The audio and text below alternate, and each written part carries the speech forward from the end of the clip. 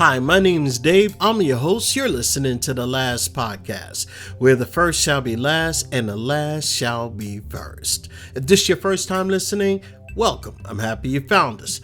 If you're returning, welcome back. I really appreciate you listening, and I hope you continue to find tips, ideas, and value from listening to this podcast.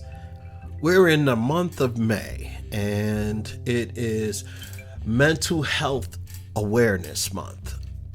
So I don't know if you're doing anything special because of this, but being that it is the month of May, and I want to bring awareness to mental health and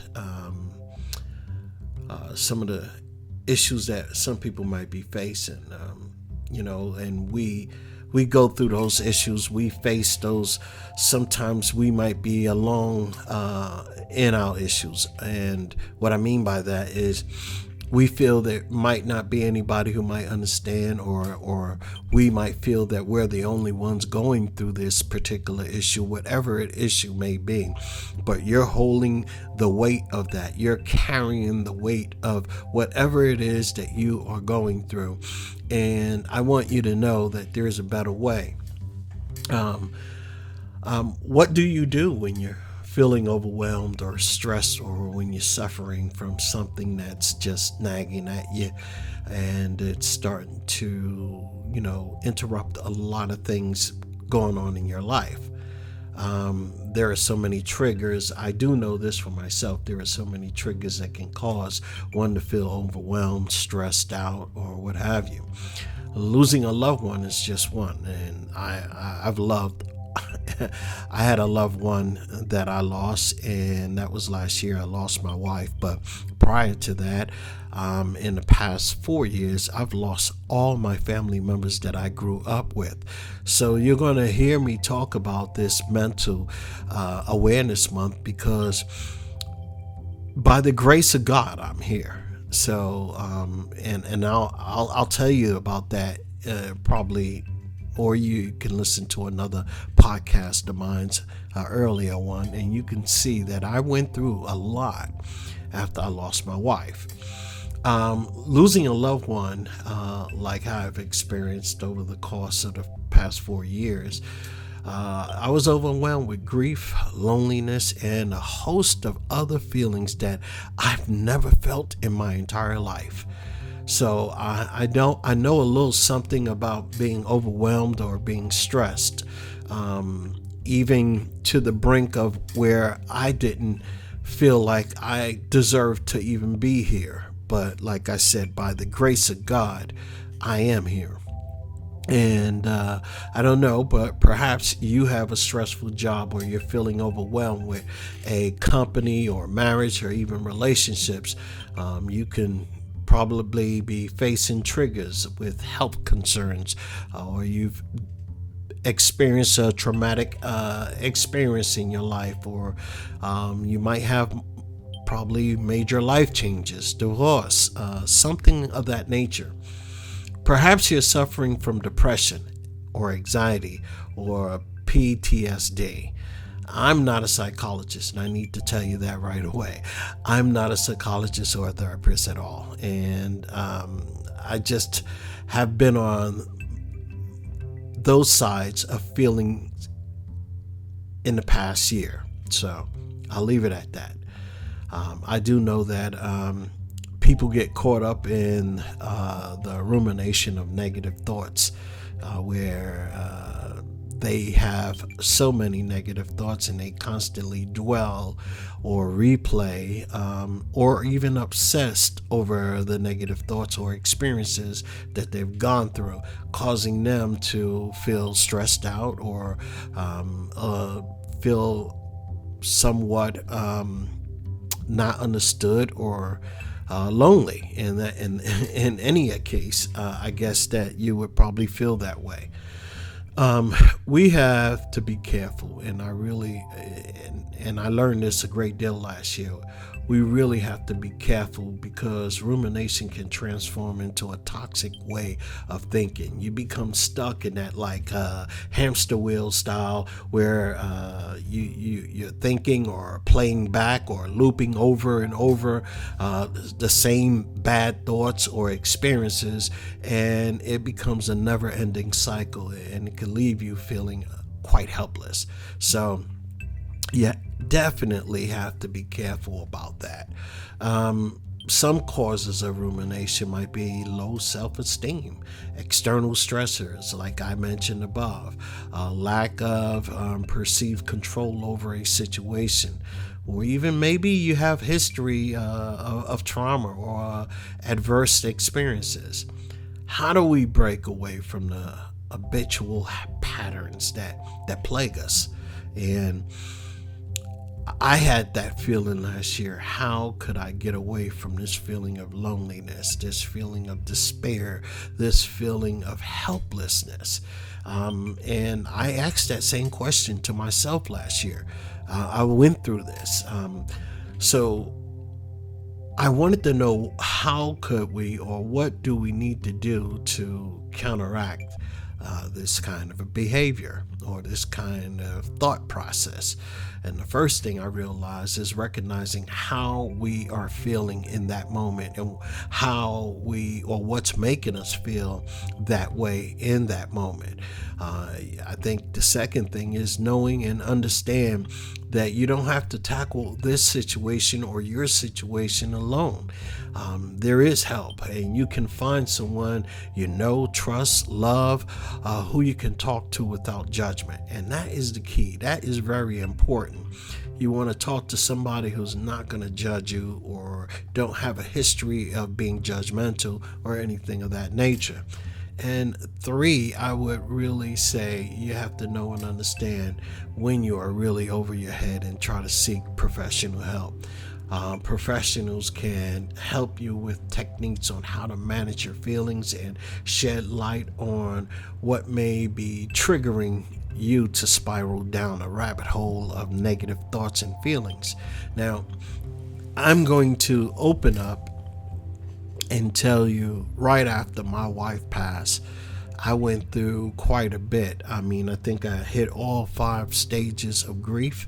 I think that I went through a patch where I wondered, why me? Why was I left here alone? What is it that I need to do? Why didn't God take me along with them? I went through a lot and even said, there's no reason for me to even live on this earth. There's nothing left for me on this earth, and I had to get past those feelings. And I'm going to tell you what I've done. I even went to a bar and started drinking, and I started to look for something other than the help that I really needed. And it was just, and I noticed that if I would have stayed on the course that I was on, I would have spiraled out of control. And that's not something I want. I've been there, done that. I didn't want that. I wanted control. I wanted to feel alive. And for some strange reason, that feeling eluded me. But I quickly dug into my Bible, and by the grace of God, and you hear me keep saying that because that's what saved me, by his grace, by believing in him, by calling him, by doing everything I possibly could to read the Bible from cover to cover and take it at face value that this is real. I can get my help from reading and believing, not just reading, but believing, taking on the belief. But not everybody can do that. So I am aware, and this podcast is about mental awareness month, and I just wanted to share my story, what happened to me, and outside from my spiritual walk, I had this podcast I started right before my wife passed away. It's been therapeutic. Why? because it allowed me to open up and share my thoughts.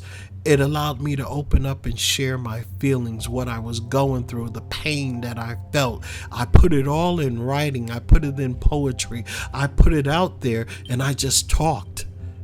And each day got a little bit better. Each day it got a little bit easier. And you want to know something? By me talking on this microphone, by me talking, it was a way of releasing what was being bottled up inside without allowing myself to stress how I felt. Even though I wasn't talking to anybody, I knew by just putting it out there in the ether and telling people this is how I felt. And I believe and I know with all my heart that God has given me the grace and taken away the void and taken away the emptiness. Of course, I miss my wife and my sisters and aunts and uncles. However, I realize even though we go through whatever we go through in life, there is always a way. There is always someone there who can listen. There is always someone who have gone through what you've gone through, maybe even something worse, but came out on the other side and still are moving forward. That's why it's so critical for you to open up and talk to someone. Talk to people. Write about your feelings. And it'll open doors for you. And I'm telling you right now, even if you are not someone suffering from a mental health issue, even if you're not somebody who is dealing with a mental issue, I think it's important that you might understand the triggers. I think it's important that you might know and understand what might be happening to a family member or a loved one, and you might be able to open up a dialogue and help them in some way, form, or fashion. Talking about what might be something that might be difficult for them to talk about, but if you show them that you are there for them and that you're listening, and if there's anything that you can do, sometimes we just have to shut our mouths and listen. Sometimes we just have to say, thank you so much for sharing that with me. If there's anything that I can do to make your pain a little less, or anything that I can do to help you in any way, I'm here for you. I want you to know that. You mean a lot to me. I love you. These are powerful words that can open up a dialogue and help somebody who is in dire need. So, mental health awareness is critical. It's important. And I want you to take it serious, because your health can just save someone's life. You got to know what is happening to other people and your own surroundings.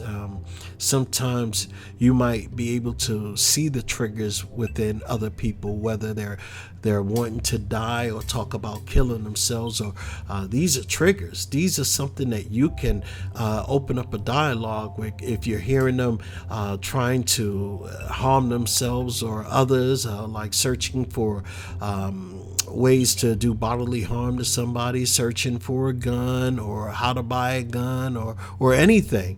Even talking about feeling hopeless or having no reason to live.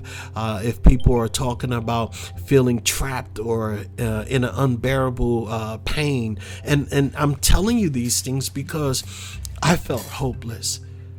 I felt trapped. I felt unimaginable pain last year. And I didn't want to be a burden to anyone. So I started drinking. I didn't do drugs, but I started drinking. And I realized this is not the way I want to be. This is not how I wanted to feel. And I was getting agitated. I isolated myself at a period of time for a couple of months. Didn't want to talk to anybody. Pretty much say, hey, I'm busy. I can't talk right now. I went through the extreme mood swings. I've had it all. But what helped me was, I guess, my own faith. It allowed me to dig harder, dig deeper into my spiritual journey, and that helped me a great deal.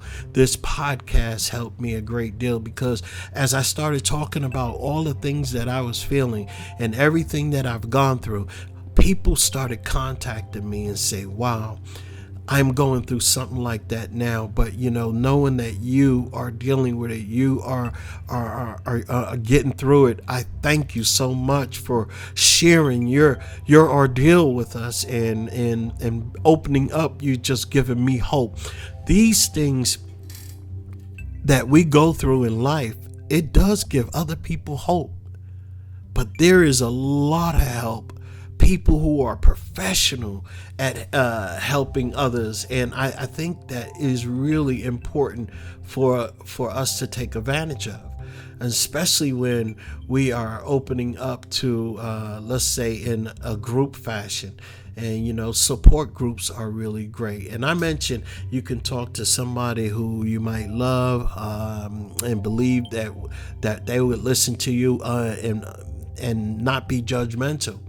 But you also have friends, you have religious or spiritual leaders or healthcare professionals. And I also mentioned there is a support group that will a lot of support groups that are there to listen. And I think one of the reasons why support groups work so well is because you can listen to others who might be going through something more severe and have the courage to speak about it, which in turn may enable you to open up and talk about your own challenges. So you may even say to yourself, nobody will probably understand how I feel. But nobody will unless you open up and speak about it. Even if you're not suffering, make sure that you can be there for somebody else who is probably going through something like that or feeling hopeless or anything of that nature. Now, in the show notes, I'll have a couple of links where if you need help or you feel that a family member needs help, there are a bunch of people or a bunch of websites online that can actually guide you through everything, and which there's going to be like 4 or 5 links in the show notes with hotline numbers and so on and so forth. If you need help immediately, they have a national, I believe their acronym is SAMHSA, which stands for Substance Abuse and Mental Health Services Administration. They have a national helpline number, which is 1-800-662-HELP. That is 1-800-662-HELP or 1-800-662-4357, and you'll find their website in the show notes that I have, and there are a couple of others in there. So if you need that information and you don't want to start searching all over the place, go ahead and go to the show notes and you'll see the links there.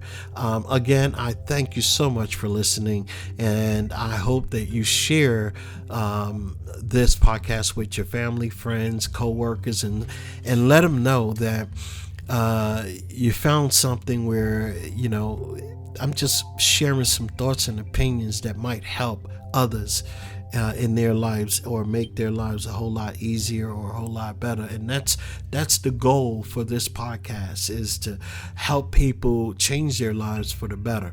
And my name is Dave. You're listening to The Last Podcast, where the first shall be last and the last shall be first. If you want to hit me up, you can do so at dave@thelastpodcast.info, or you can text me at 972-284-9518. I look forward to speaking with you. And until then, have a great day. Bye-bye.